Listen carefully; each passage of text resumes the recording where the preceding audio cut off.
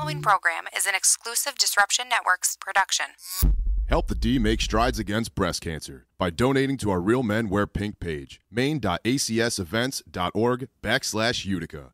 It's important for us as a whole to help raise awareness, education, and do our part to help fight this horrible disease. The Disruption team will be raising funds at upcoming events and all our daily programming. Please support our cause by donating a few dollars to our Real Men Wear Pink page. To learn more, visit maine.acsevents.org/Utica or follow the donation link on our Facebook page. Help the D, save the bees, and put an end to breast cancer. Thank you for your service, you're welcome. A comedy benefit show for our veterans. In support of the Central New York Veterans Outreach Center. On November 10th at Wakely's, 700 Varick Street, Utica, join Disruption Network as they team up with 92.7 FM The Drive for this night of laughter. The evening will be hosted by Genesee Joe from The Drive. Performances by Mike Ciccone, Paul Kozlowski, Cortland Cluse, Mike Pileggi, and DJ Ease One. Admission is by donation only. Please bring clothes, socks, gloves, non-perishable food items, or a small monetary donation.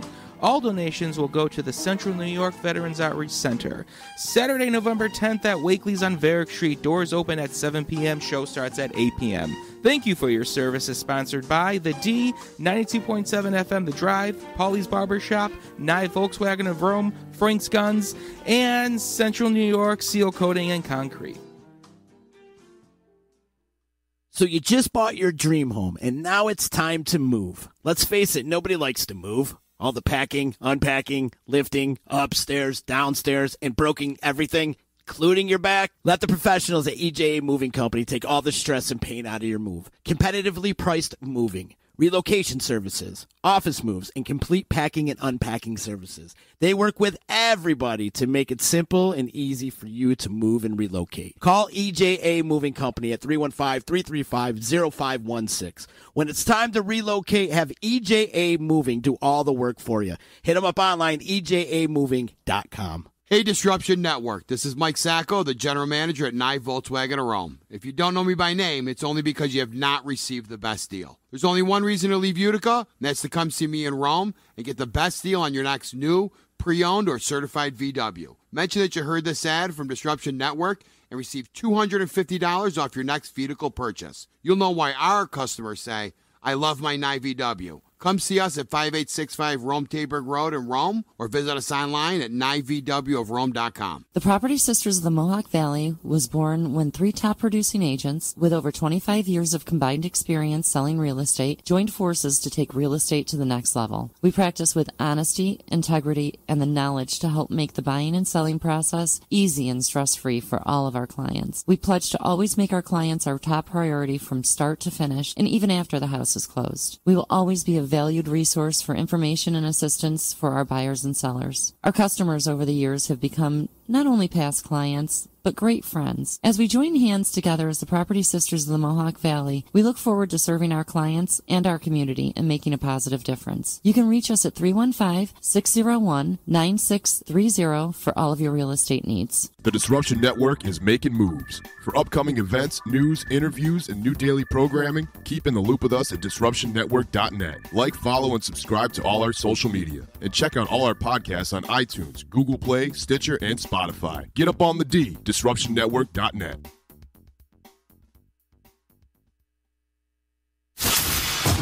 The following is a presentation of Disruption Networks. Help the D make strides against breast cancer by donating to our Real Men Wear Pink page, maine.acsevents.org/Utica. It's important for us as a whole to help raise awareness, education, and do our part to help fight this horrible disease. The Disruption team will be raising funds at upcoming events and all our daily programming. Please support our cause by donating a few dollars to our Real Men Wear Pink page. To learn more, visit maine.acsevents.org/Utica or follow the donation link on our Facebook page. Help the D, save the bees, and put an end to breast cancer. Thank you for your service, you're welcome. A comedy benefit show for our veterans. In support of the Central New York Veterans Outreach Center. On November 10th at Wakely's, 700 Varick Street, Utica, join Disruption Network as they team up with 92.7 FM The Drive for this night of laughter. The evening will be hosted by Genesee Joe from The Drive. Performances by Mike Ciccone, Paul Kozlowski, Cortland Cluse, Mike Pileggi, and DJ Ease One. Admission is by donation only. Please bring clothes, socks, gloves, non-perishable food items, or a small monetary donation. All donations will go to the Central New York Veterans Outreach Center. Saturday, November 10th at Wakely's on Varick Street. Doors open at 7 p.m. Show starts at 8 p.m. Thank you for your service. Is sponsored by The D, 92.7 FM The Drive, Paulie's Barbershop, NYE Volkswagen of Rome, Frank's Guns, and Central New York Seal Coating and Concrete. So you just bought your dream home, and now it's time to move. Let's face it, nobody likes to move. All the packing, unpacking, lifting, upstairs, downstairs, and broking everything, including your back. Let the professionals at EJA Moving Company take all the stress and pain out of your move. Competitively priced moving, relocation services, office moves, and complete packing and unpacking services. They work with everybody to make it simple and easy for you to move and relocate. Call EJA Moving Company at 315-335-0516. When it's time to relocate, have EJA Moving do all the work for you. Hit them up online, ejamoving.com. Hey, Disruption Network. This is Mike Sacco, the general manager at NYE Volkswagen of Rome. If you don't know me by name, it's only because you have not received the best deal. There's only one reason to leave Utica, and that's to come see me in Rome and get the best deal on your next new, pre-owned, or certified VW. Mention that you heard this ad from Disruption Network and receive $250 off your next vehicle purchase. You'll know why our customers say, I love my NYE VW. Come see us at 5865 Rome Taberg Road in Rome, or visit us online at nyevwofrome.com. The Property Sisters of the Mohawk Valley was born when 3 top producing agents with over 25 years of combined experience selling real estate joined forces to take real estate to the next level. We practice with honesty, integrity, and the knowledge to help make the buying and selling process easy and stress-free for all of our clients. We pledge to always make our clients our top priority from start to finish, and even after the house is closed. We will always be a valued resource for information and assistance for our buyers and sellers. Our customers over the years have become not only past clients, but great friends. As we join hands together as the Property Sisters of the Mohawk Valley, we look forward to serving our clients and our community and making a positive difference. You can reach us at 315-601-9630 for all of your real estate needs. The Disruption Network is making moves. For upcoming events, news, interviews, and new daily programming, keep in the loop with us at disruptionnetwork.net. Like, follow, and subscribe to all our social media. And check out all our podcasts on iTunes, Google Play, Stitcher, and Spotify. Get up on the D, disruptionnetwork.net. The following program is an exclusive Disruption Networks production. Ladies and gentlemen, it's time for the baseline. Play ball!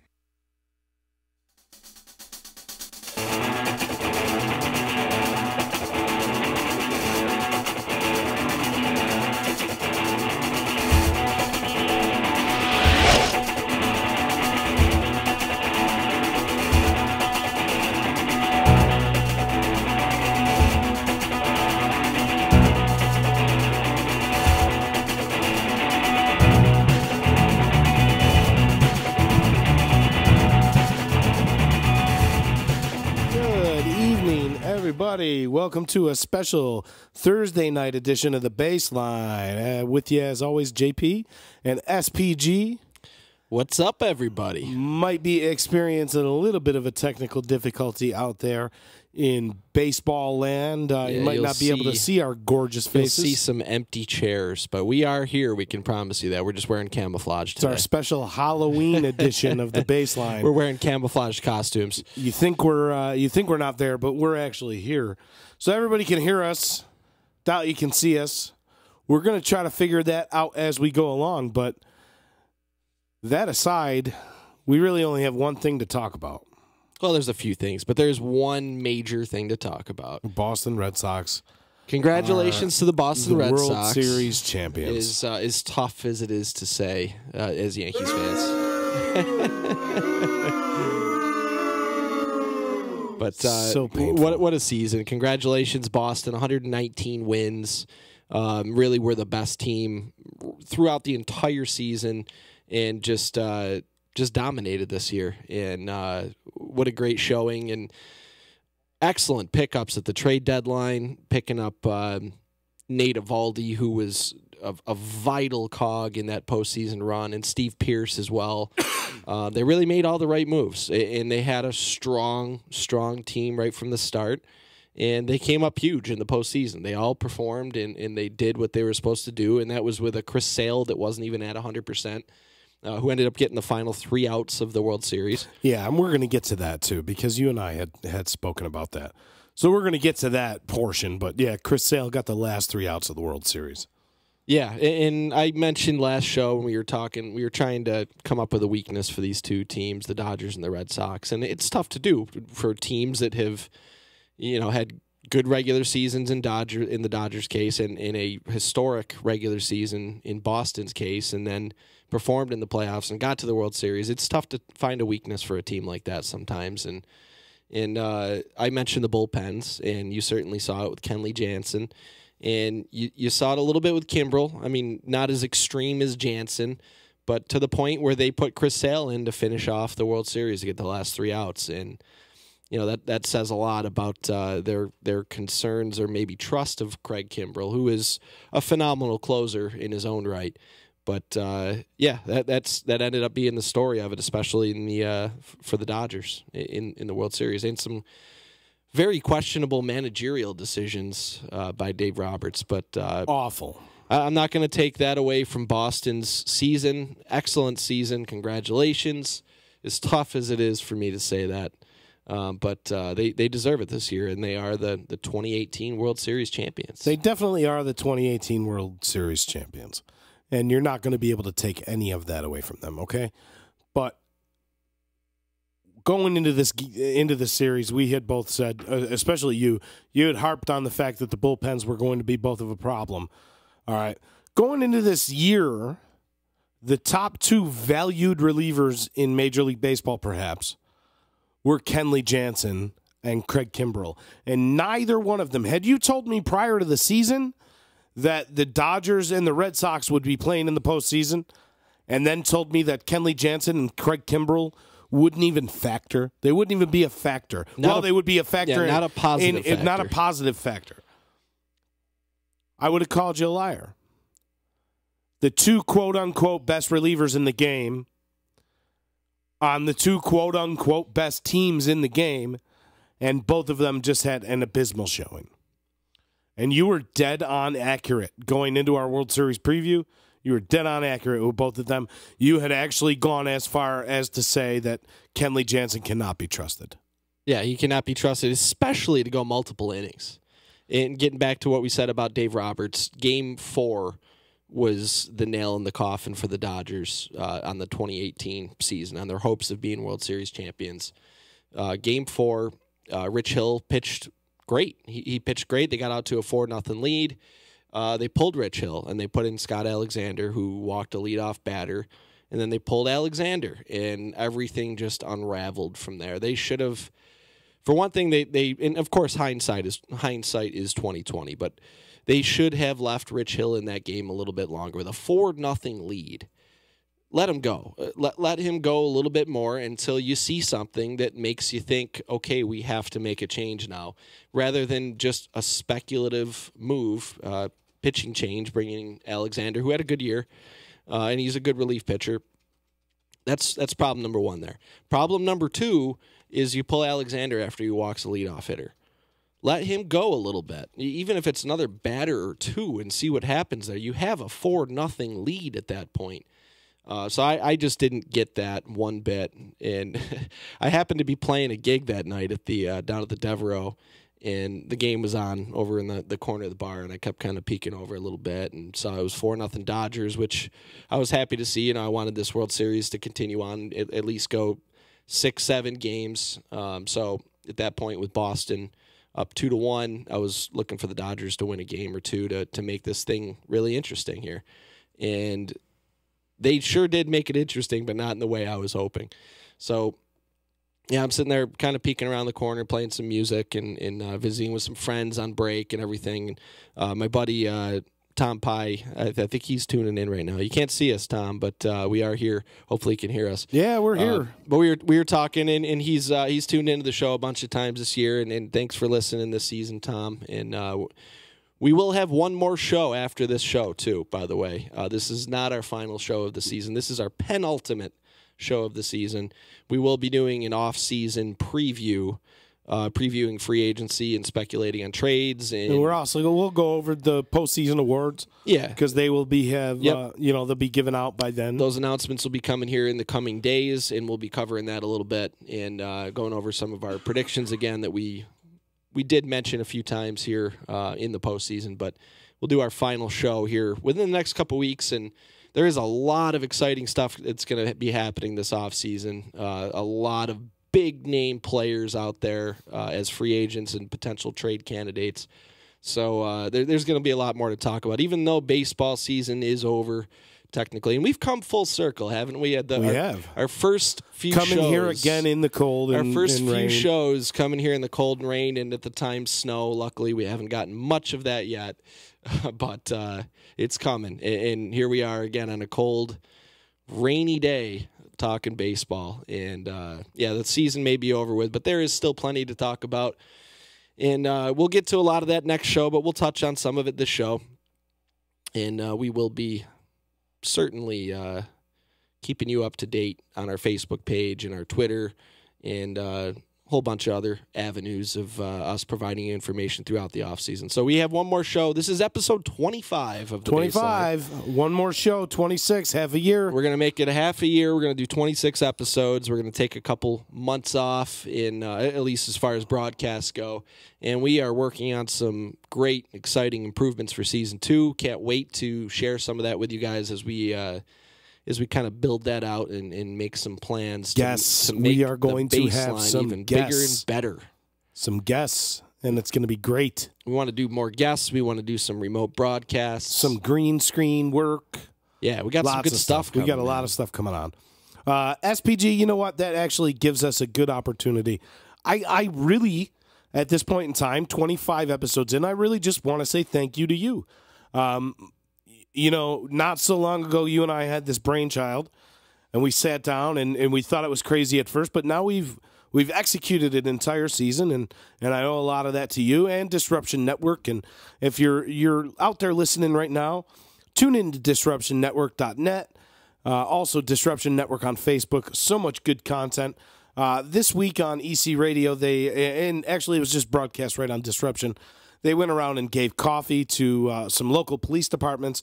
I mean, there's just so much good content going on here at Disruption. Yeah, check out all the videos that Z and the crew have been doing, and a whole bunch of really cool stuff happening here at the D, as there always is. There's always great things happening here at Disruption Network, and thanks to Z and Todd and Chicken and everybody here, and thanks to you, man. I know you gave me a shout-out for a thanks, and this was an excellent idea, and I'm glad that this is worked out very well for us for our opening season, our inaugural season of the Baseline. And, it was almost a year ago, a little bit less than a year ago, when we kind of started brainstorming the idea of doing a baseball show. And I've had a lot of fun talking baseball this season with you, and all the cool things we did this year, whether it was going out to NYE VW Battle of the Bats in Rome, and just doing our shows and talking about all the stuff that's happened this year. And there were a ton of awesome storylines in the 2018 season. And speaking of which... And in our 7th inning stretch, a little bit later in the show, we will be talking about the top storylines of 2018. Maybe you'll see Boston on the list. Maybe you'll see a few other of our common discussion points that we have spent a lot of time discussing, but we will recap that. 2018 season recap. Like we said, Boston Red Sox are World Series champions. David Price got the monkey off his back a little bit in the postseason there. Finally came through. One note on David Price, too, is as expected, he did not opt out of his contract, and he will be back with the Boston Red Sox next year, and I believe for the next 4 years is how long that contract runs. Why would you? Why would you opt out? Why would you opt out? I agree completely. He just won the World Series. He's in a good spot financially, and there is no reason for him to move on to another team at this point. So good news, I guess, for Boston. I don't know. I don't know if that's good news or bad news. It's good news. Good news for the New York Yankees. Yeah, I would say so. Speaking of the Yankees, there's news there too. Brett Gardner is coming back on a 1-year deal. I believe it was $7.5 million. Correct me if I'm wrong. $7.5 million. So the longest for tenured Brett Yankee will be returning to the Bronx next year, and that's an interesting move. Oh, who hit that? Who hit that? That is an interesting signing to me because I fully expected Brett Gardner would not be back next year. I honestly have no problem with him coming back, but it is unexpected to me, and it raises some questions, especially with Jacoby Ellsbury still on the books and supposedly coming back next year. Clint Frazier in the pipeline, hopefully getting healthy this offseason. Where does Brett Gardner fit in there? And what does that mean for more moves to come? Does that mean there's going to be a trade of an outfielder? Because they have a lot of outfielders and a lot of very good ones. So it'll be interesting to see how that plays out here in the next few weeks, few months as we get into off-season moves. But I do want to throw out a very far-fetched scenario that we were discussing. I don't know if this has any prayer of happening, but it's just a scenario that is worth mentioning, I think, with Giancarlo Stanton with the Yankees. And you almost wonder if the Yankees might look at trading Stanton now. And I'm not advocating that. I think Stanton had a pretty good year. His postseason was lackluster, left something to be desired, but I won't hold that against him. I still think he's one of the elite bats in the game, at least elite power bats in the game, and he's definitely an asset to any team. But you got to wonder if the Yankees would consider trading him to, say, in L.A. I mean, that's where Stanton wanted to go from the beginning.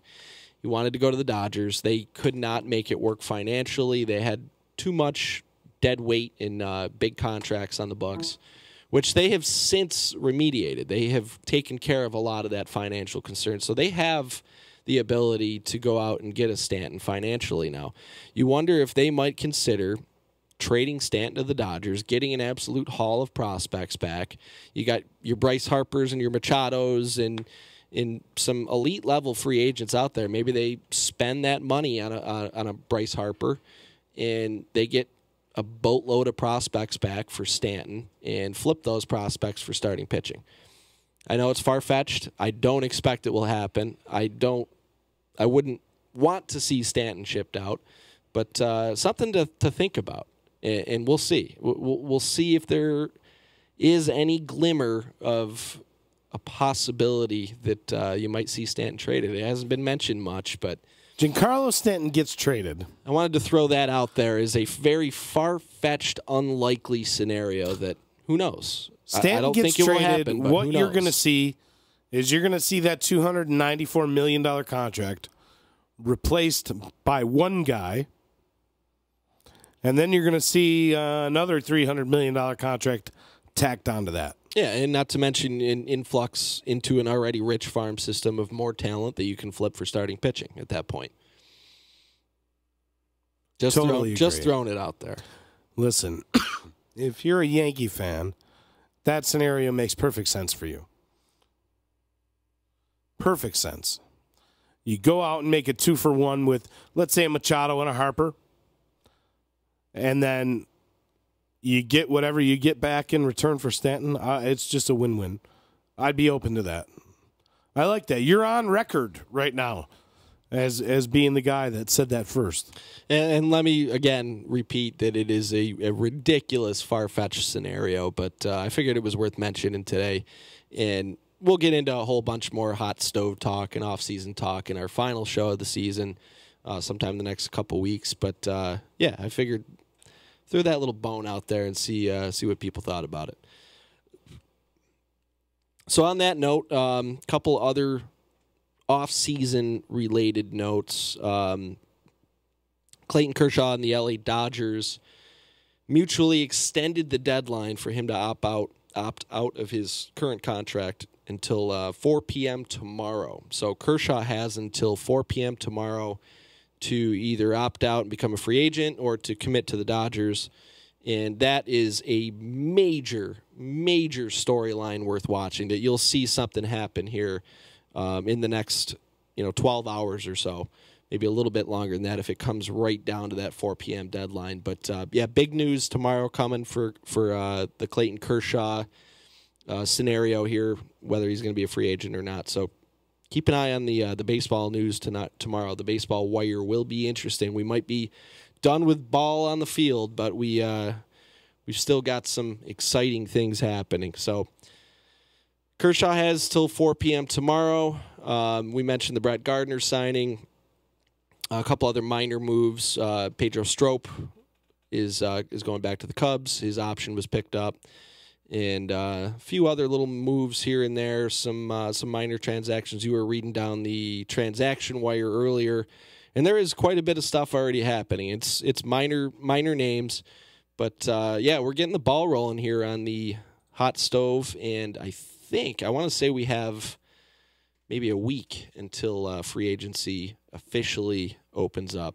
I believe it's 10 days following the conclusion of the World Series. So, we're about a week away from that.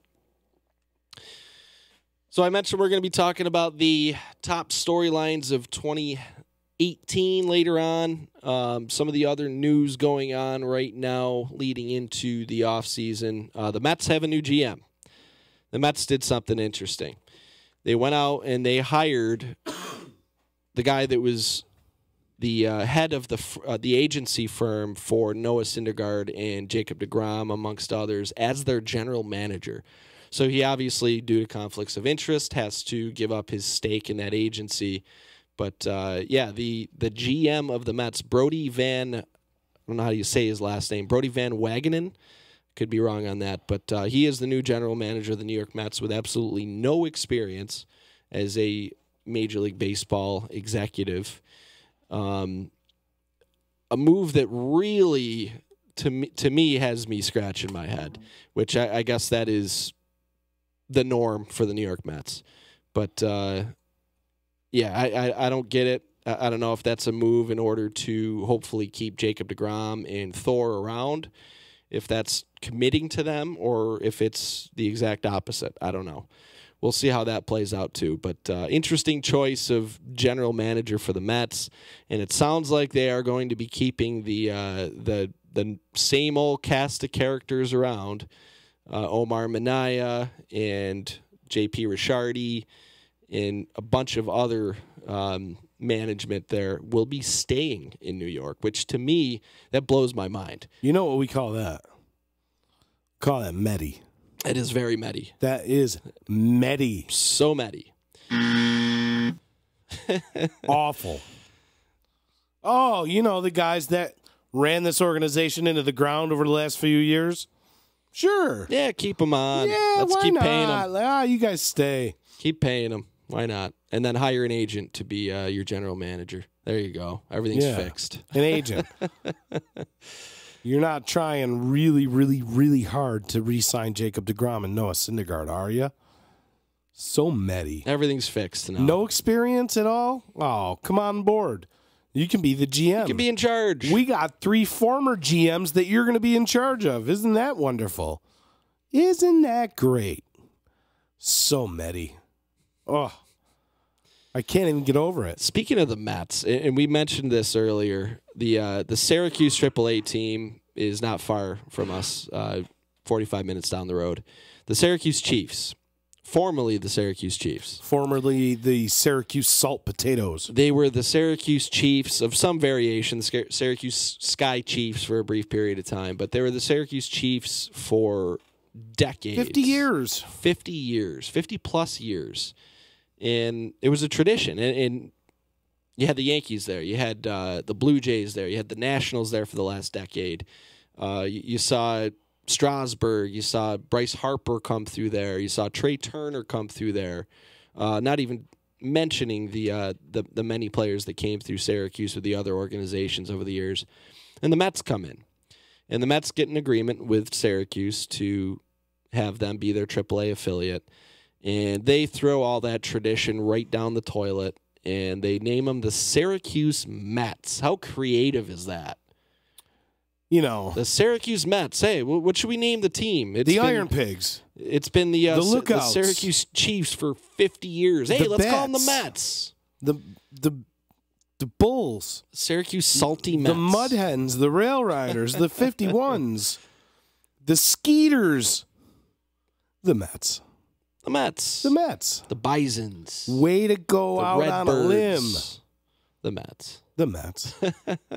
The Blue Sox. So many. The Mets. The Mets. It could have been anything. So many. So, during the transpirance of that conversation, I believe that you and I were talking about potential names that they could pick for the Syracuse team. Yeah, we had a good list of them. I wish I remembered half of them. Do you have the list up? No, but I might have to pull up that conversation. The Syracuse Home Invasions, I believe. Was Syracuse Shooters. Syracuse Shooters, yeah. Syracuse Bullets. There was a lot. There was a whole bunch, yeah. All pretty bad. But either way, it should be the Chiefs. All better than the Mets. All better than the Mets. The Syracuse Mets. And that agreement is a extremely long-term agreement, too. I want to say it's like a 20-year contract. That's just At least. awful. 20-something year contract. So we got the Binghamton Mets. We got the Syracuse Mets. We're just waiting. That's all. We're going to cover the whole state with Mets. And speaking of Syracuse, we might see one Tim Tebow making a residence in the Salt City. That's right. He'll be a Syracuse Met, potentially. So Metty. The salty Mets. The Salt City Lake Monsters. The Salt City Lake Pollution. The Salt City Destiny USAs. There you go. Syracuse Dinosaurs. The Syracuse Salty Domers. How about that?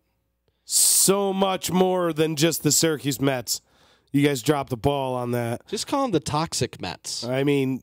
Although I don't know if you'd know which Mets team you're talking about if you call them the Toxic Mets. That kind of fits with every Mets variation. Have not even played an inning yet. And the Syracuse Mets... You're out! Already gone. You're out of here! Get out! What a terrible marketing move, honestly. Yeah. Minor league baseball, no matter what organization it is, I go to games. I go to Chiefs games. I visit other minor league ballparks and I enjoy it. And I'm a Yankees fan. I don't care if I'm going to see the Mets. I don't care if I'm going to see the Nationals.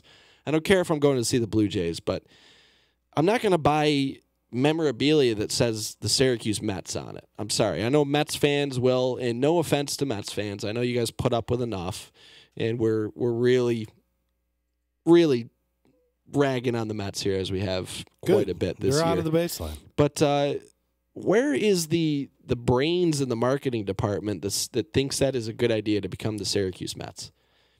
Yankees fans aren't going to buy Mets stuff. Phillies fans aren't going to buy Mets stuff.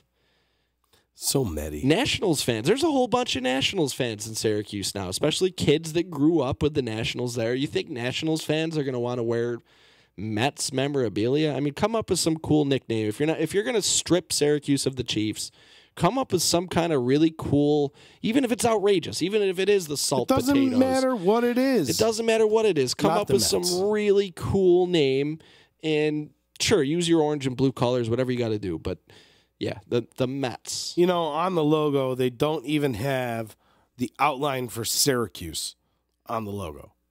It's a stock Mets logo with New York City removed and nothing put in behind it. Some effort would be nice. Yeah. Some effort. That's all. And it's also very Metty. It's just so very Metty. So, anyways, moving on from the Mets, we're going to get into a little segment that we like to call the Haps.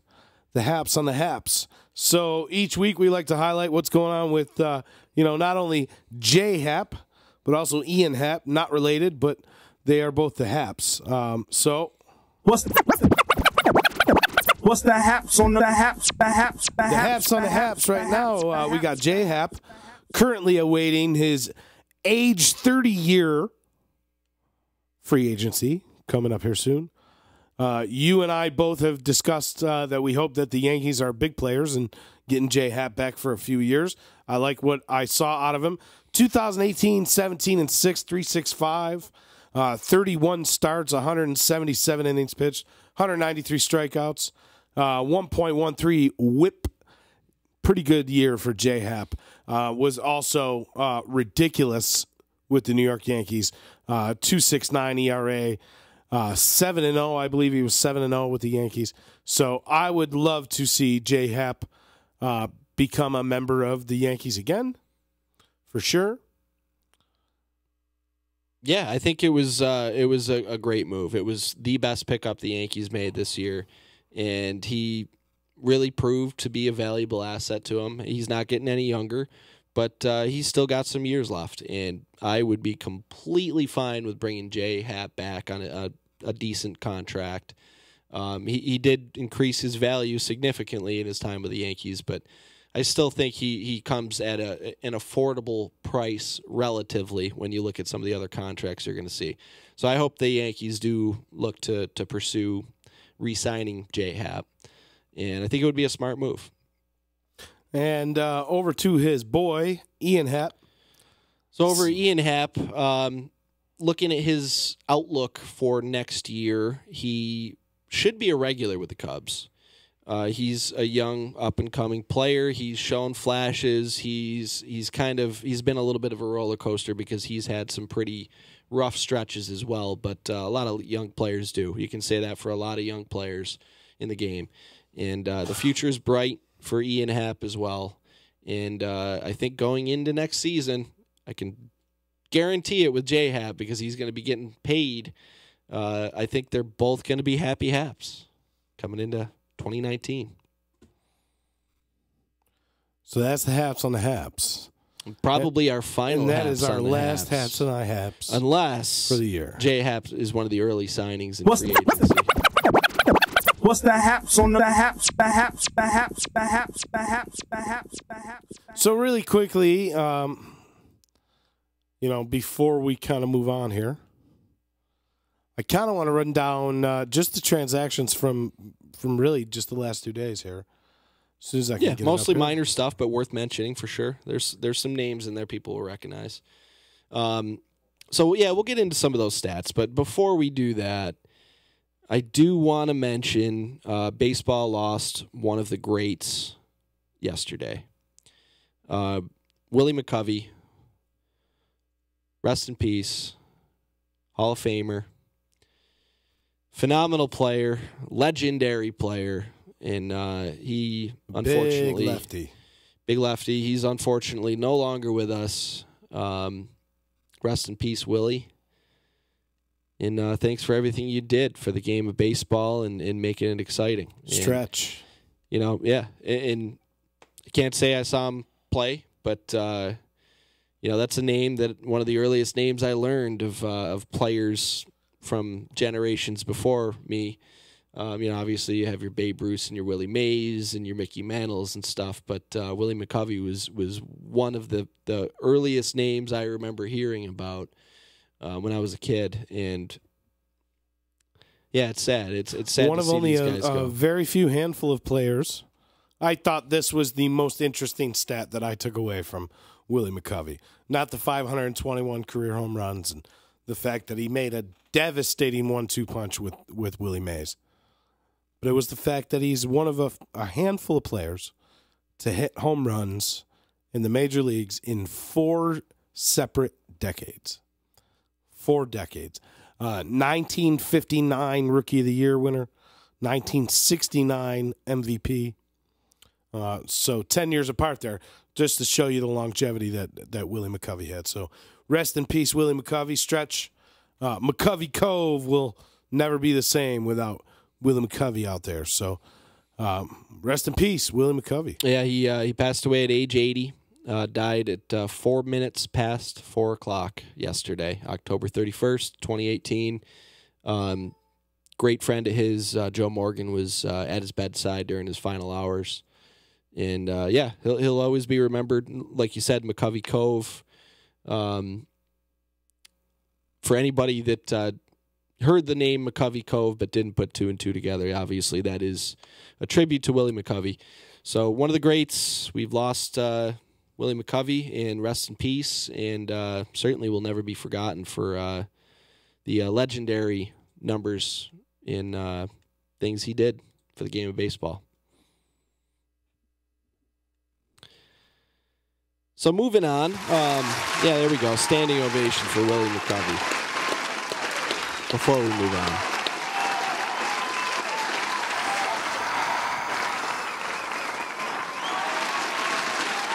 Willie McCovey, everybody. Thanks, Big Willie.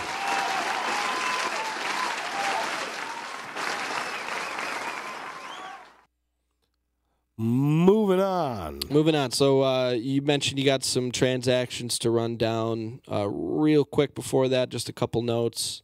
The Phillies look to be very, very involved in the free agent discussion with both Bryce Harper and Manny Machado. So look out for the Philadelphia Phillies to possibly be favorites to land at least one of those guys. There was an interesting interview with Bryce Harper's agent this past week where he indicated that he already knows where Bryce Harper's going and that there is a deal already in place. The free agency period is not opened up yet, so he can't sign with any team, but he is claiming, whether that's true or not, take it for what it's worth. It could be bargaining power, bargaining chip, throwing it out there to get other teams to come in and get worried that somebody's got a deal in place and up their offers when it comes time. But he claims that there's a deal done and they know where Harper's going. I don't necessarily believe that, but it is worth mentioning. So that would be a monster transaction. And getting into some of the minor transactions that we've had over the last couple days, if you want to get in and read off some of those. So the San Diego Padres traded catcher Rafi Lopez to the Atlanta Braves for cash. Chicago White Sox traded third baseman Justin Yurchak to the Los Angeles Dodgers for left-handed pitcher Manny Banuelos. Manny Banuelos, a former Yankee farmhand. Boston Red Sox activated third baseman Marco Hernandez and second baseman Dustin Pedroia from the 60-day DL. Right-handed pitcher Carson Smith elected free agency. The Boston Red Sox sent second baseman Tony Renda and right-handed pitcher Justin Haley outright to the Paw Sox. Tampa Bay sent catcher Adam Moore outright to the Durham Bulls. Chicago Cubs claimed right fielder Johnny Field off the waivers from the Minnesota Twins. What did I just say? The Chicago Cubs have claimed Johnny Field off of waivers from the Minnesota Twins. The biggest move of the offseason so far. That is a marquee move. Do we have an update on Johnny Field's OPS? Listen, that is a marquee move. A marquee move. And it's something that should not go unnoticed. The Cubs had a spot for him, obviously. He's not going to be on the taxi squad anymore. Johnny Field, if you're out there, buddy, if you're listening, this is the Field Report. This is great news. I was kind of hoping he would end up with the Mets, so we could go to watch the Syracuse Mets and see Johnny Field. How many would that be? But Johnny Field is a Chicago Cub. Johnny Field is a Chicago Cub with a WAR. Let's get an update. 0.0. A 0.0 WAR. Dean Wormer said it himself. And that's your Field Report. That's your Field Report. Johnny Field got done working at the pumpkin farm. He handed out a bunch of pumpkins and corn stalks and hay bales. 0.0. Remember I was saying that last week? Congratulations to the Chicago Cubs on their pickup of 0.0, Mr. 0.0. And you know where the Chicago Cubs Johnny AAA Field. team is, right? The Iowa Cubs. Perfect spot for a pumpkin farm guy. It is. So that's your Field Report. He must have had a good season at the pumpkin farm with the hay bales and the pumpkins and the corn stalks and all that comes along with it to the point where they say, we got to get this guy to Iowa. This guy belongs in Iowa. Let's sign him. Iowa Cubs, here we come. Johnny Field, Iowa. 2019. Johnny Field, Iowa, field of dreams. Yeah. He is the field of dreams. If you build it, Johnny Field will come. It is perfect. That is perfect. It is Johnny perfect. Field of Dreams going to Iowa. Johnny Field of Dreams. The Tampa Bay Rays have signed free agent pitcher Sandy Gaston to a minor league contract. San Diego Padres claimed shortstop Greg Garcia off of waivers. Cleveland Indians, a bunch of moves. They activated Nick Goody, Leonis Martin, Tyler Naquin, and Danny Salazar, also Cody Anderson, all from the 60-day DL. They sent Brandon Barnes outright to the Columbus Clippers. The New York Yankees activated Clint Frazier, Jacoby Ellsbury, Jordan Montgomery, and Ben Heller from the 60-day DL. It's the first time Ellsbury hasn't been on the DL in how many years? Jacoby D. Ellsbury is officially off the DL. Catcher Stephen Vogt elected free agency, so you could say that Stephen voted for free agency. Yeah, and we're coming up on election day, too, just in time. So Stephen Vogt elected free agency. I like that. Milwaukee Brewers activated Jimmy Nelson and Brett Suter from the 60-day DL. The Pittsburgh Pirates sent Ryan Lavarnway outright to the Indianapolis Indians, and the St. Louis Cardinals with a handful of moves, including sending Francisco Pena outright to the Memphis Redbirds and activating Dexter Fowler, Luke Gregerson, Alex Reyes, and Michael Waka. And to be clear, too, there are a lot of guys that had Tommy John or long-term injuries that are being activated right now. A lot of these are paper moves, and they will be placed back on the DL come springtime. But, not Johnny Field. Still some transactions, already some transactions pouring in on the 2019 offseason. The big ones yet to come, and we'll be covering that in detail on our next episode, whether we're talking about signings that already happened or speculation or, kind of previewing some of the things to come. So there's your transaction rundown. I'm going to hit you with some questions, JP. I'm going to put you on the spot. Putting me on the spot is brought to you by NYE Volkswagen in Rome. Stop into the showroom at 5865 Tayberg Road in Rome, New York, and see why all their customers say they love their NYE VW. Mention Disruption Network and receive $250 off any purchase. Check out their inventory at NYEVWofRome.com. So you're going to put me on the spot, SPG? Put you on the spot, yeah. If you need a vehicle, make sure you go out to NYE VW. They'll take care of you, one of our great sponsors here at the D. And now I'm going to put you on the spot. I'm going to ask you a few questions here. One-word answer, yes or no. Okay. That's all we need to do. We don't need to get into details. I just want to get a feel where you stand on a few of these things.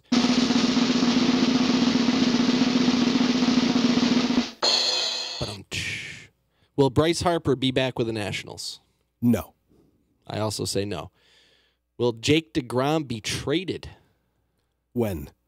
This offseason? No. I agree. Will the Boston Red Sox repeat as world champions in 2019? No. Will the New York Yankees win the AL East? No. Think Boston's going to win it again? I'll let you elaborate on that one. I do.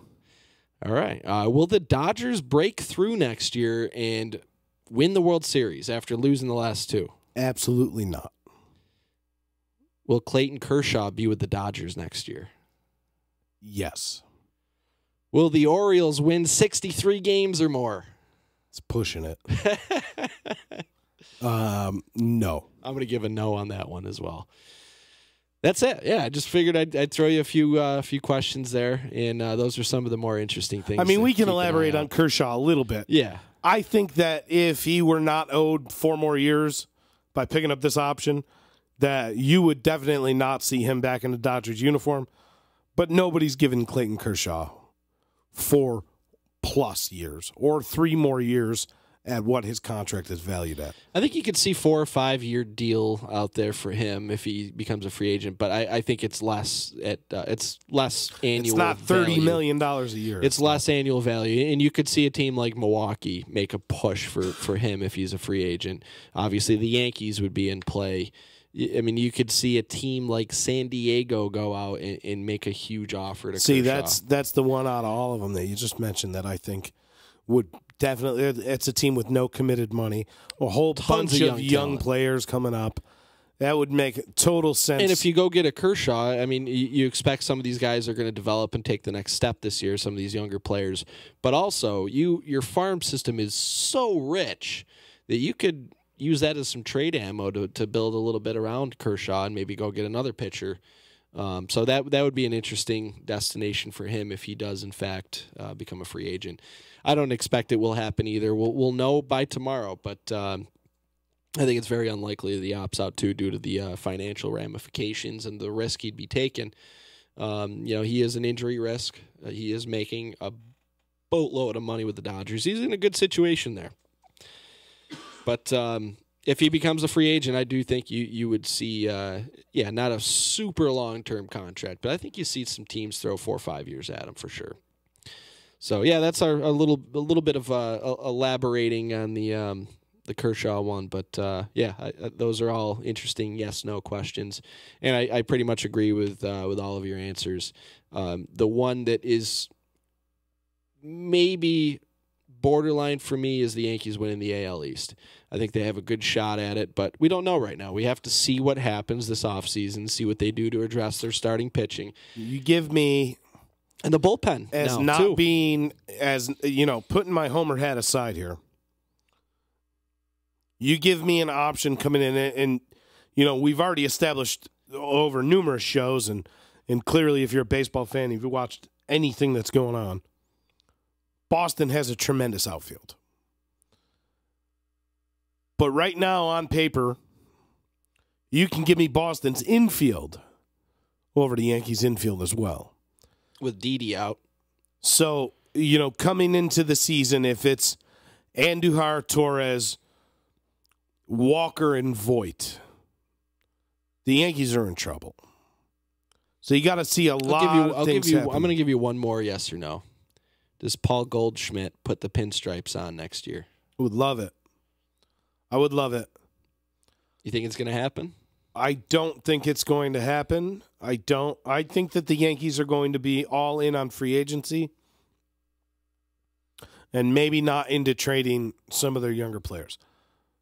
That being said, I would be all in for a potential Paul Goldschmidt to the Yankees deal. I would be all in on that.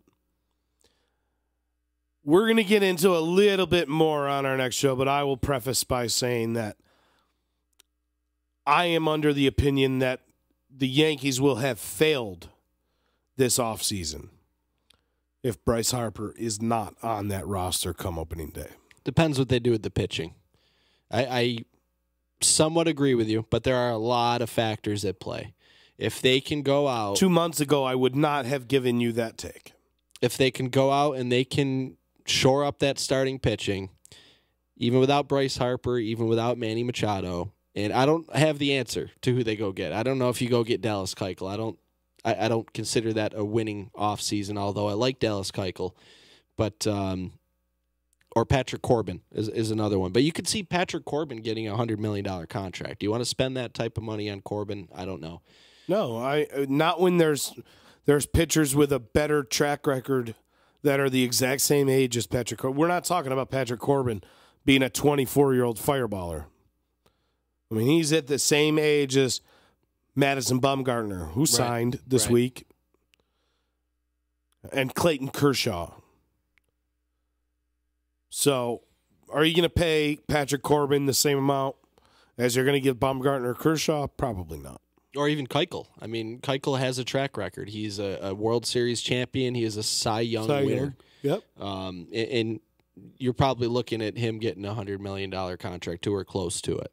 So they're going to have to spend, or they're going to have to trade a boatload of young talent to acquire the type of guy they're going to need to acquire in order to do with what they need to do to that pitching staff, in my eyes. And the bullpen is a question mark. David Robertson's a free agent.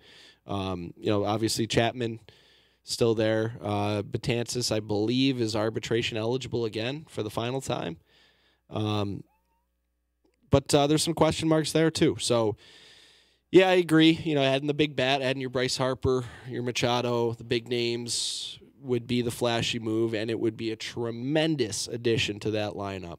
But without addressing the starting pitching, and maybe you do it with guys like Happ and some of these bargain guys that you hope you can get another good year or two out of.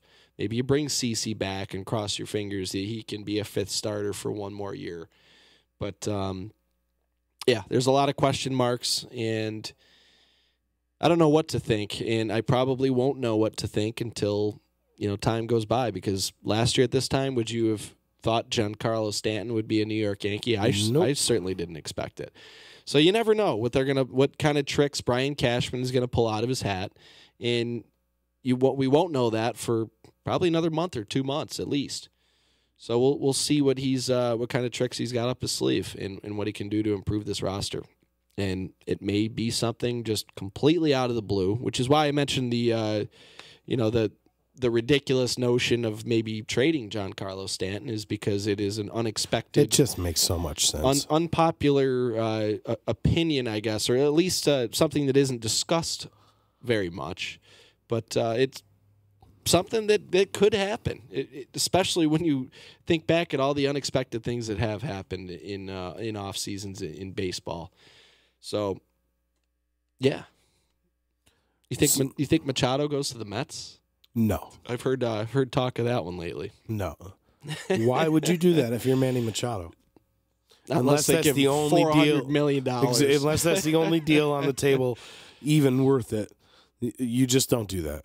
Unless they're guaranteeing you that they're signing Syndergaard and DeGrom for another 5 years. That's it. Yeah.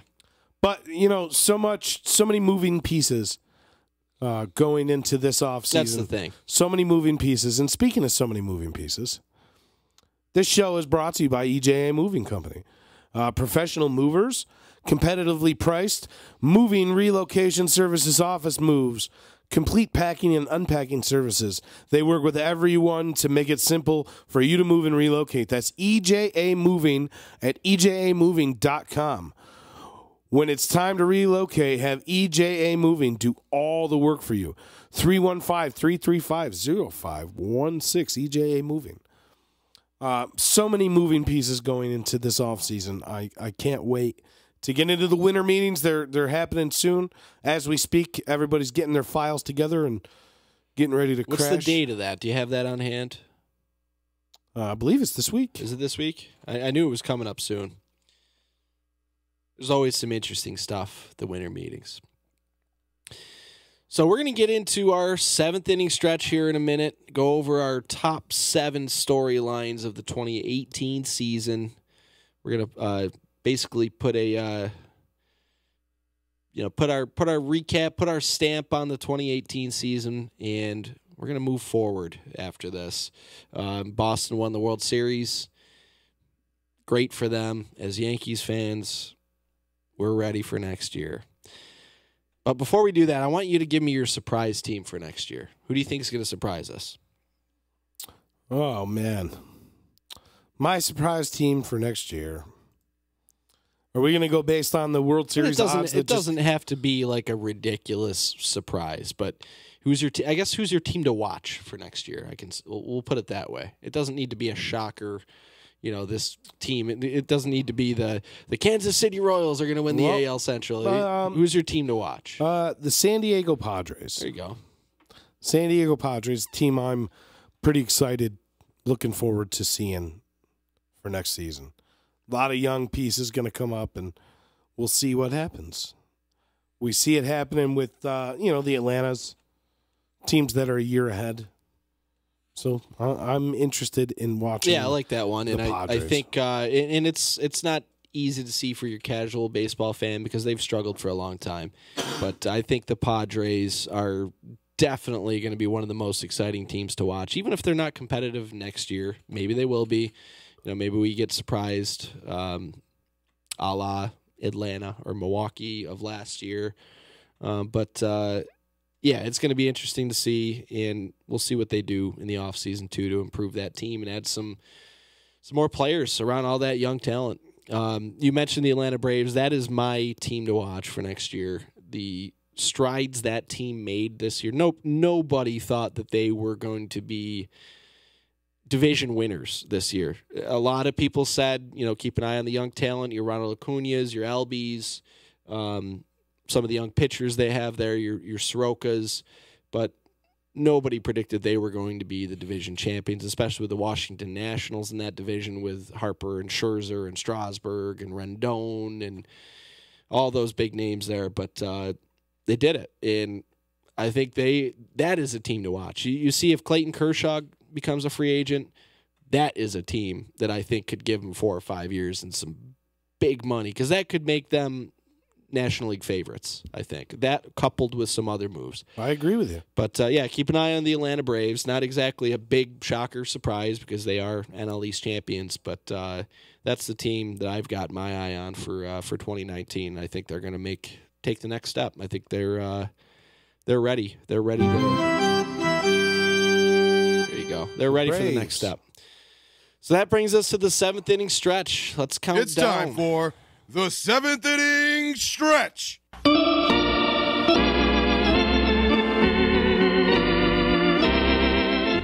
It's the 7th inning stretch. 7th inning stretch every week. SPG and I will give you a list of our 7 best in something, whether it be baseball movies or best uniforms, best nicknames in the game, or top right fielders in the game currently. But top managers. This week, we are going to go over the top 7 storylines from this season that was. The season that was.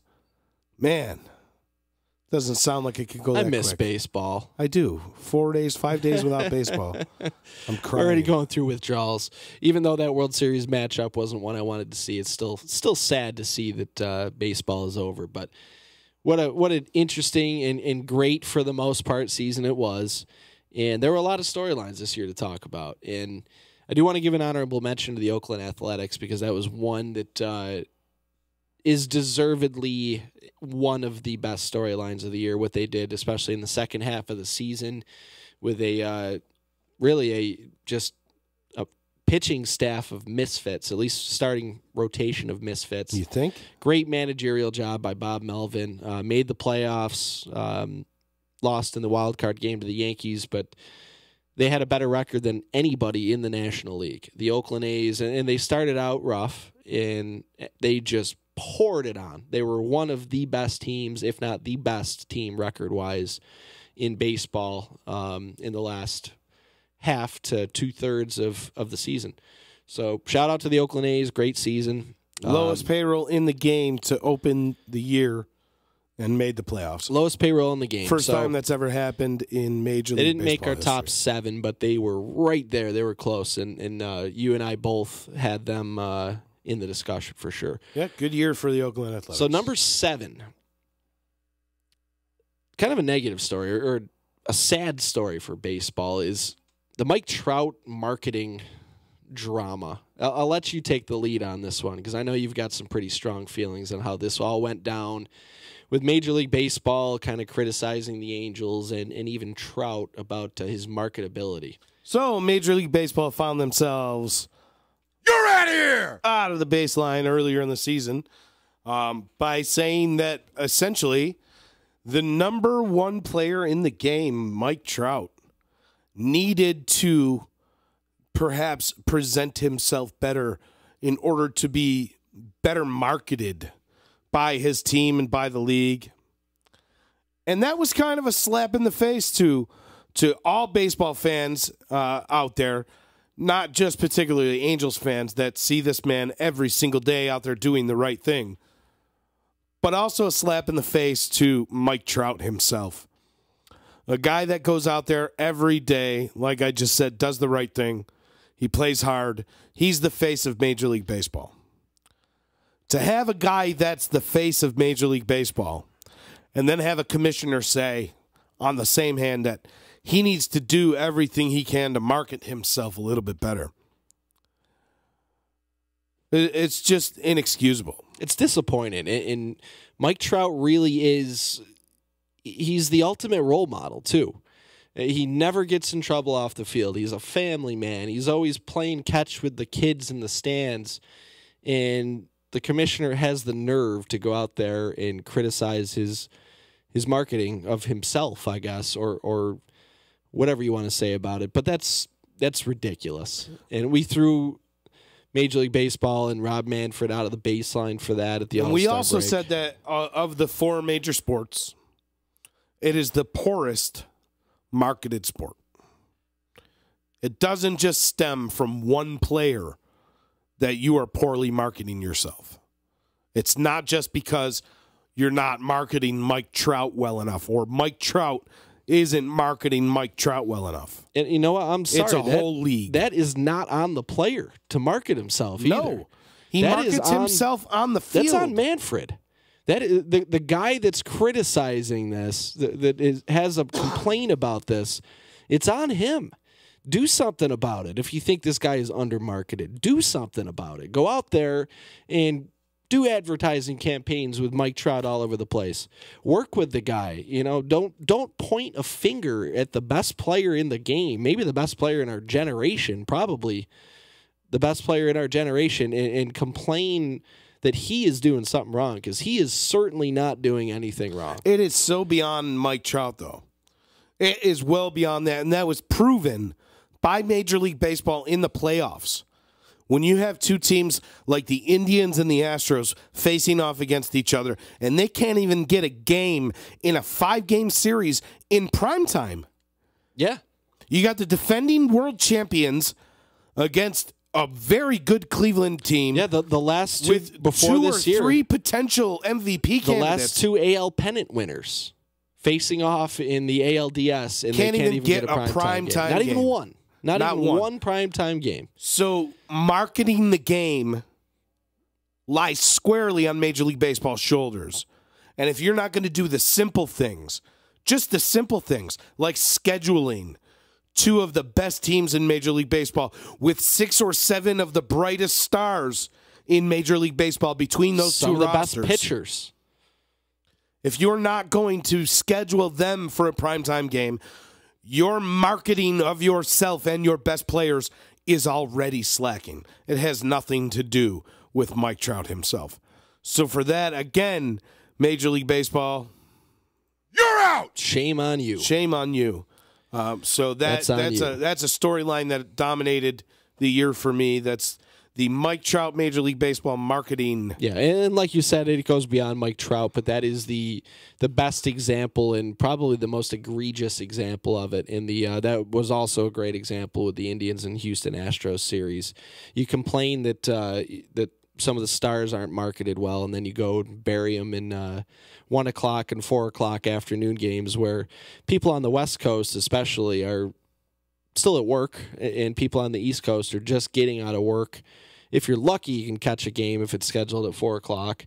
Ridiculous. So, yeah, that's our number 7 storyline of this season is Major League Baseball's marketing problems. And their ridiculous claims that Mike Trout isn't marketed properly and saying that that's his own fault. So that's ridiculous. And you know what? I know we're not out of the baseline yet. We already threw him out of the baseline, but sorry, Rob Manfred, you're out of the baseline for that. You're out of here! On to our number 6 story. A trade that happened last offseason that saw one of the very good young outfielders of the Miami Marlins, they traded 3 of them last year, to the Brewers, Christian Yelich. And he was somebody I had an eye on this year as a major breakout candidate, and boy, did he break out. The obvious front runner for the NL MVP award, very close to winning a Triple Crown, won the batting title, just a couple home runs, and I believe 1 or 2 RBIs away from being a Triple Crown winner, kind of quietly, because he started good, but he got hurt, and then the second half just tore it up. 2 cycles within a month. That is insane. He had the bicycle of Christian Yelich.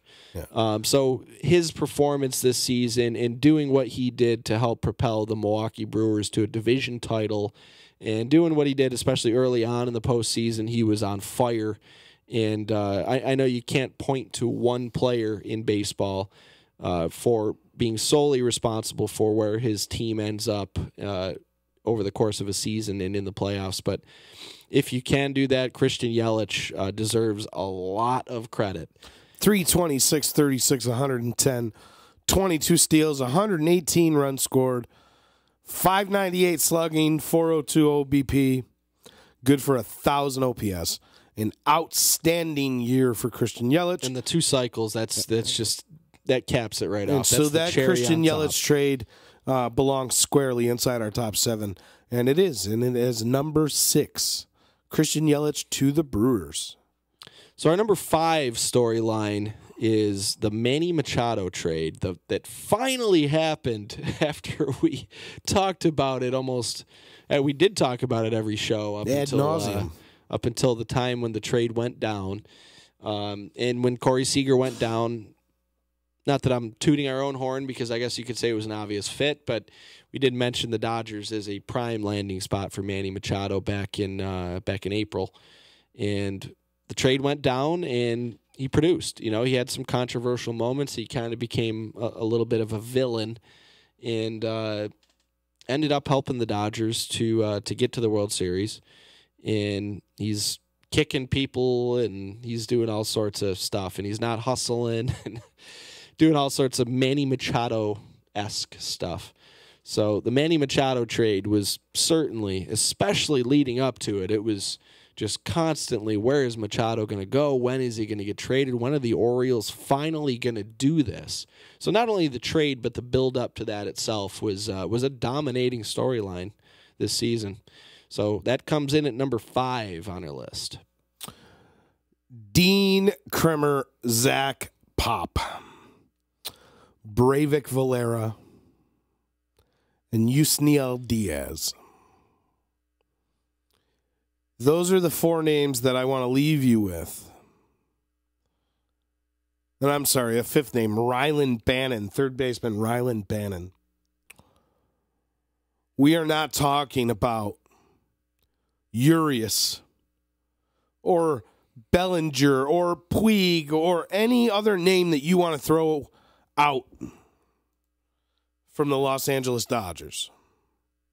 You know, no Alex Verdugo, no Keibert Ruiz, no Dustin May, no Gavin Lux, no Will Smith, no Dennis Santana, no Mitchell Witt, no DJ Peters, no Jaron Kendall, no Yadier Alvarez. That's the one thing that sticks in my head about this whole deal is, yes, he finally got dealt, as you said. But the pieces going back to Baltimore are far under what they would have been had Baltimore decided to trade him at last winter meetings.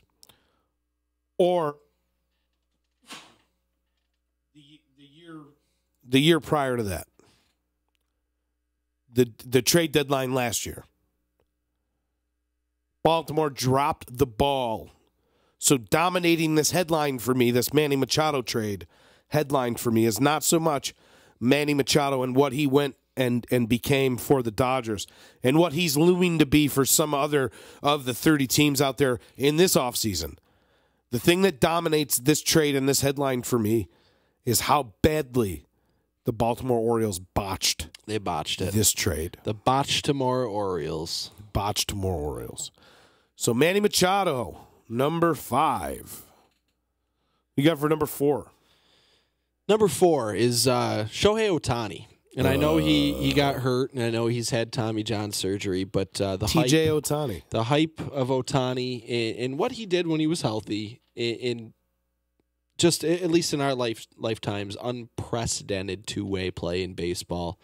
It was really interesting, and it was, whether you agree with it or not, you know, I don't think he should win Rookie of the Year. But the hype in the storyline belongs in the top 7 of 2018. 2018 season will be looked back by some people as the Ohtani season. Unfortunately, he's going to miss all of next season. But it was very exciting to see, especially once, you know, spring training rolled around, and he struggled. He struggled bad in spring training. And everybody's kind of counting him out now. And then the regular season begins, and he's pitching lights out. He's going out there when he's hitting, and he's hitting home runs and he's producing, and it became must-watch TV when Ohtani was up, especially when he was pitching. So I got Shohei Ohtani at number 4, and I think it was an exciting, unique story of 2018 for sure. No doubt about it. Agreed. Not the rookie of the year, though. No. We'll see if that happens or not. That we might have to do some more out of the baselines next show after the awards if that happens.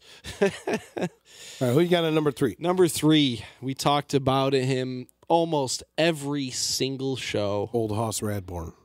It should be Old Hoss Radbourn, but you know what? Old Hoss would be proud of this guy, Jake DeGrom. Jacob DeGrom on the Mets, going through the struggles of his team not scoring for him almost every single game. One of the best pitching seasons in Major League Baseball history, and he only ends up with 10 wins.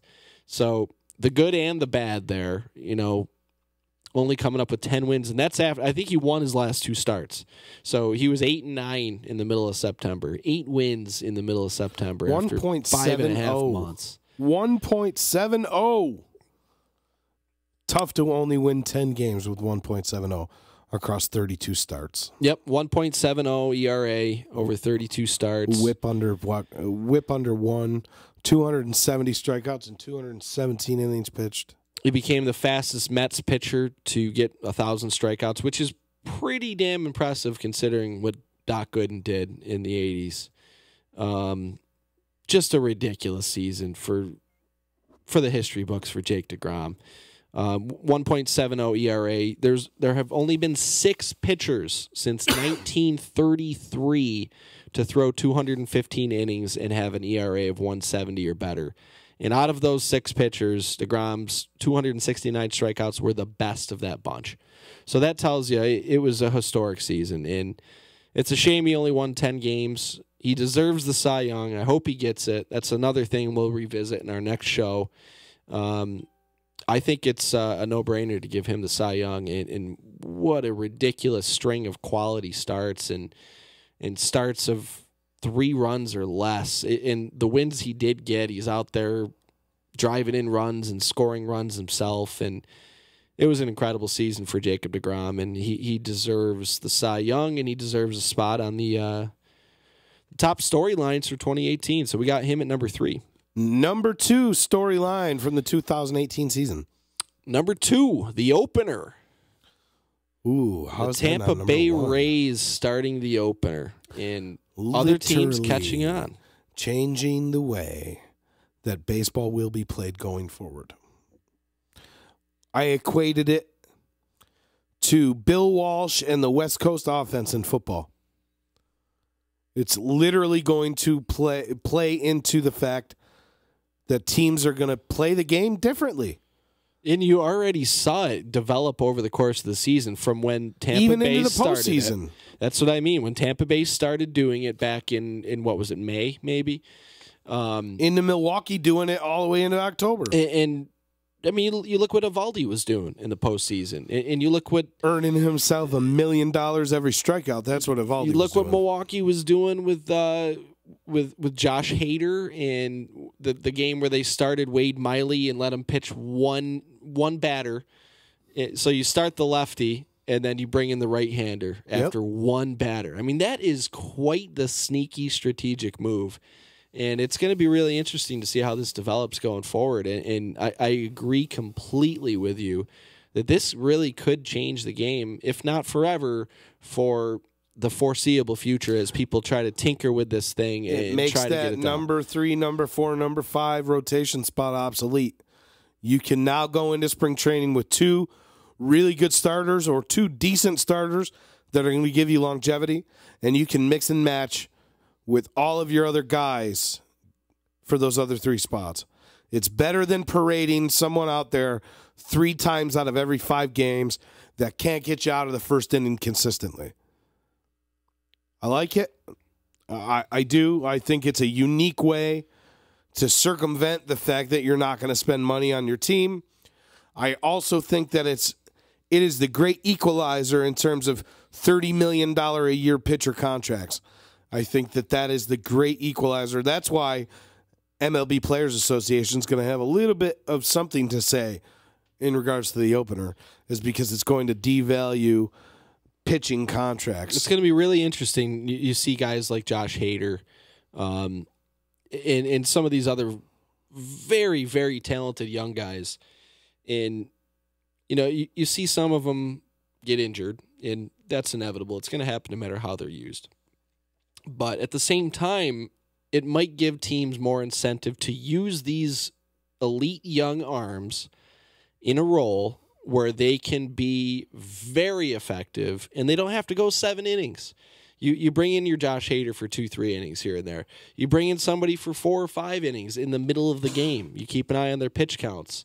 It's a way to effectively manage some of the mileage on these younger pitchers' arms, and it's still evolving, and we'll see where it goes. But I remember the day I heard tomorrow the Tampa Bay Rays are going to be starting Sergio Romo or whoever the first one was. I'm pretty sure it was Romo. Right.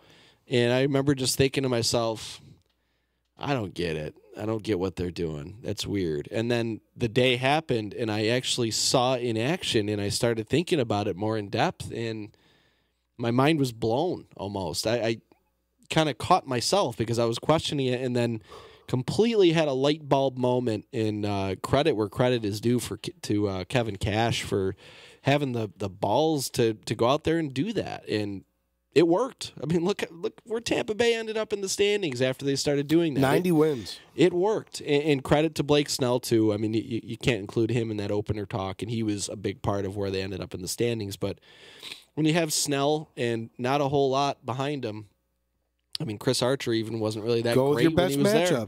Go with your best matchups. Go with your best matchups. You got to get 27 outs a game.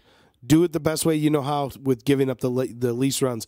And it is worthy of noting that after deploying the opener for the first time, Tampa Bay had the best ERA in the major leagues after that point in time. And it makes it really difficult for opposing managers to come up with a lineup with the appropriate hitter matchups. I mean, you saw it with what Milwaukee did. Like I said, they have a lefty, Wade Miley, pitch one batter. So you figure the Dodgers, maybe not necessarily that game, but say you're in the middle of the regular season and you have a lefty out there, you don't know how to set your lineup because you don't know if that guy is going to pitch to one batter. You don't know whether to put a whole bunch of righties in there. And all of a sudden, here comes a right-hander out of the bullpen to pitch for the next 4 innings. So, yeah, very interesting with the opener. And, arguably the top story for sure. So we'll call that 1B. We'll call that 1B. We'll have 2 top stories on our top 7. So, what is the number 1 storyline that you can think of for the 2018 season? Number 1, the Boston Red Sox with their World Series championship, 119 wins. Very impressive season. Great job by Alex Cora managing this team to get there in his rookie season. A lot of pressure, especially in the postseason, and they got the job done. So we talked about them at the top of the show. I'm not going to get much more into detail. I'm a Yankees fan. That's about all of the Boston sugarcoating I can do. But Boston, with their phenomenal season, is the top story of 2018. I'll give it up to the Red Sox. Good for you. Your inferiority complex is showing. It is, and we're going to get into that in the Out of the Baseline segment here to close our show. So Boston is the number 1 storyline, Major League Baseball, for the 2018 season, bringing us to our favorite part of the show here. We're going to get to Out of the Baseline, where, Sean and I, we like to throw some people out. You're doing the wrong things if you're getting thrown out of the baseline here. So who's up first out of the baseline? You want me to throw somebody out? You're out! I'm going to throw Fox Sports out of the baseline. Again? You're out of here! Fox Sports put up I think it was on Twitter. I think it was a tweet. Oh, yeah, I forgot about this. Yeah, I thought about it like a few minutes ago, and we talked about this last week, and this has to be mentioned out of the baseline. So Fox Sports puts up a picture of, I believe it was Rob Lowe, and it was Sandy Koufax. Rob Lowe and Sandy Koufax. And Fox Sports puts up a tweet that says, all the stars out tonight. Rob Lowe enjoying the game with Bill Nye the Science Guy. You can't make this stuff up. Bill Nye the Science Guy.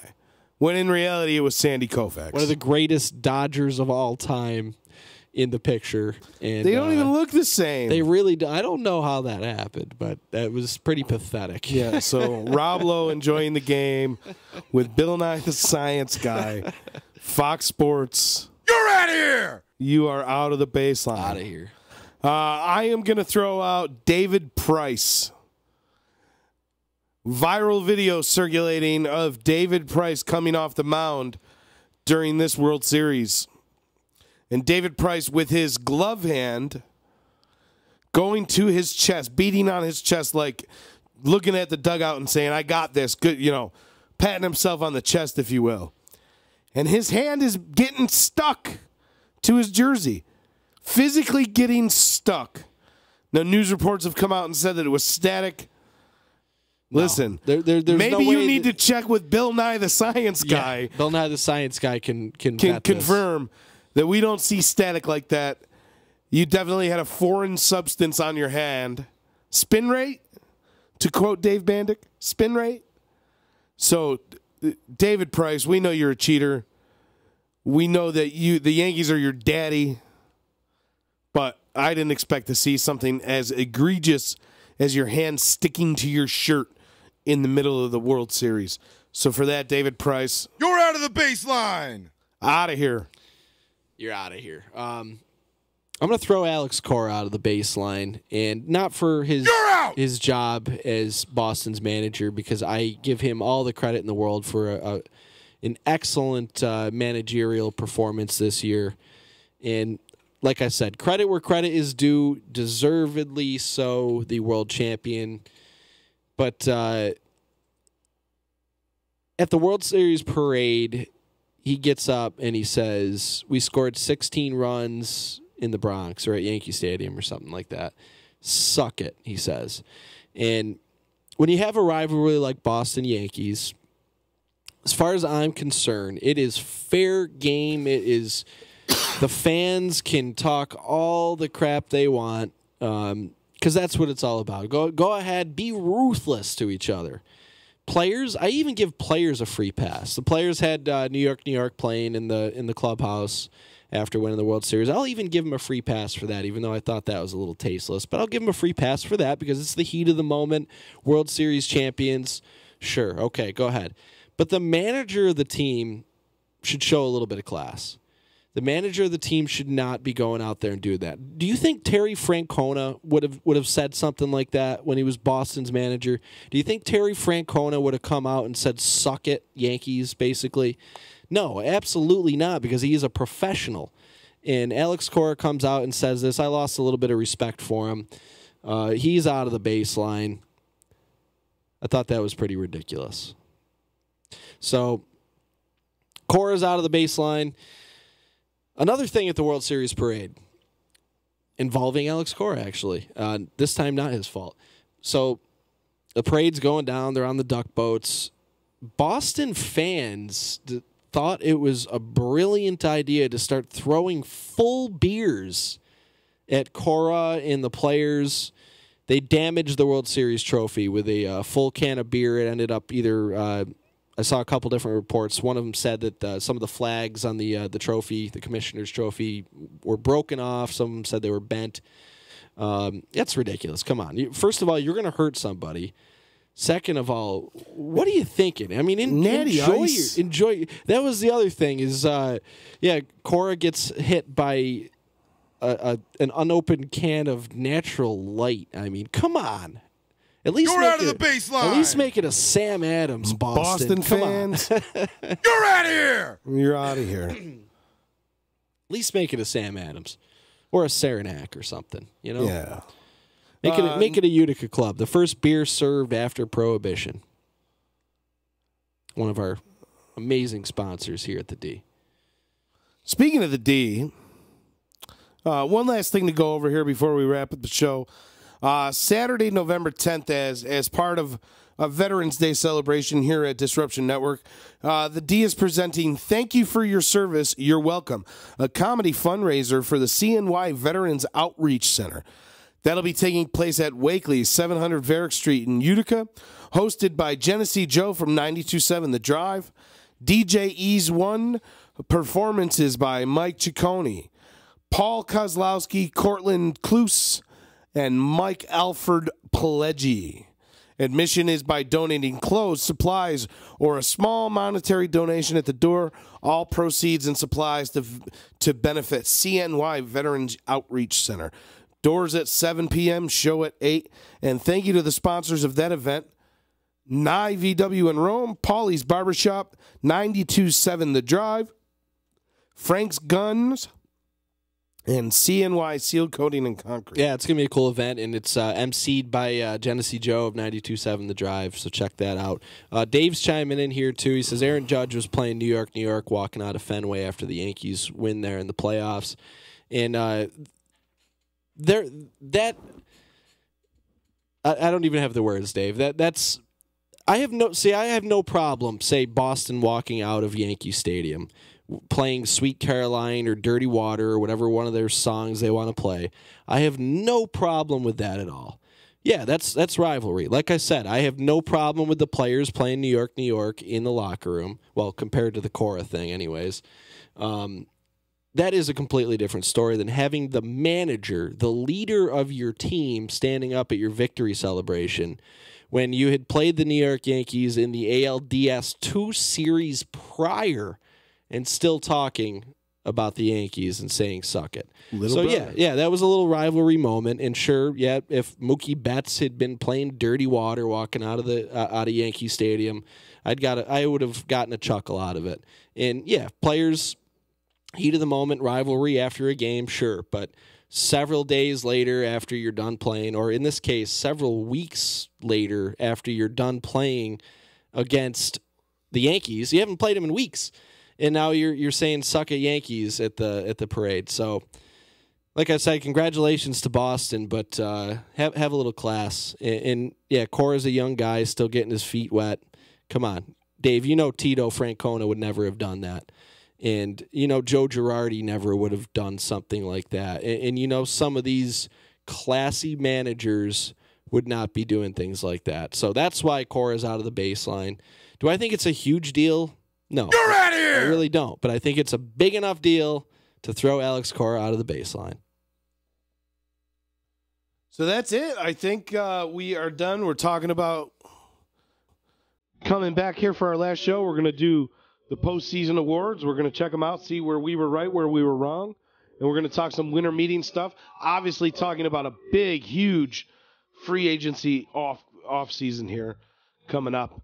A lot of moving pieces. Can't wait to get into the teeth of next year's show. But for right now, that's episode 25. We're going to be back for episode 26 a couple weeks here. Stay tuned. As soon as these awards get given out and we prepare our next show, we're going to be back for you. And that's it. So for JP, SPG, that's it. See you later, everybody. Thanks for sticking around. We are out. Sorry for the technical difficulties tonight, and we will see you next time.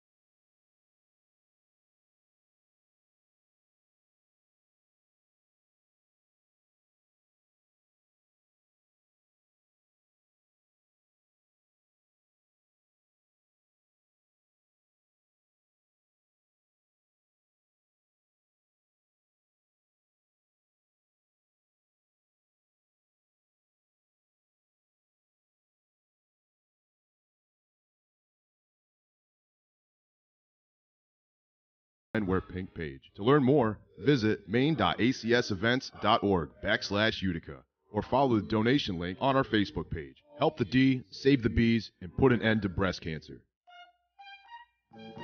Thank you for your service, you're welcome. A comedy benefit show for our veterans. In support of the Central New York Veterans Outreach Center.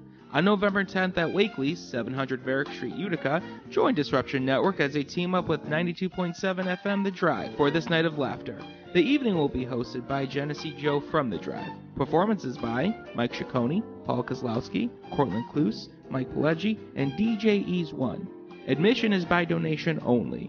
Please bring clothes, socks, gloves, non-perishable food items, or a small monetary donation.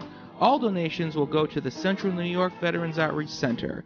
Saturday, November 10th at Wakely's on Varick Street. Doors open at 7 p.m. Show starts at 8 p.m. Thank you for your service is sponsored by The D, 92.7 FM The Drive, Paulie's Barbershop, NYE Volkswagen of Rome, Frank's Guns, and Central New York Seal Coating and Concrete.